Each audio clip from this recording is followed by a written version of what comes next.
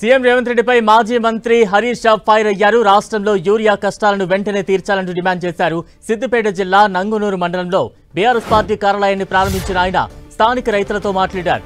Urea కష్టాలను తీర్చాలని, లేదంటూ మంత్రులను ఎక్కడికక్కడ అడ్డుకుంటామంటూ హెచ్చరించారు.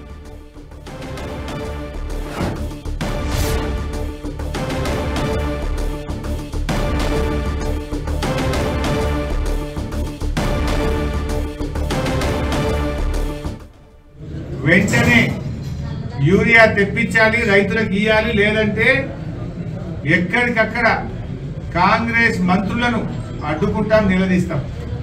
మంత్రులు ఎవరైనా జిల్లాలకు వస్తే ఎక్కడికక్కడ వాళ్ళని అడ్డుకుంటాం.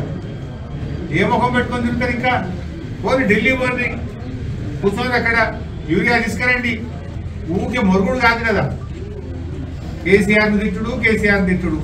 నువ్వు చేసింది ఏంటి? ఎగబెట్టుడు తప్ప. కేసీఆర్ తిట్టుడు, రైతులకు ఎగబెట్టుడు.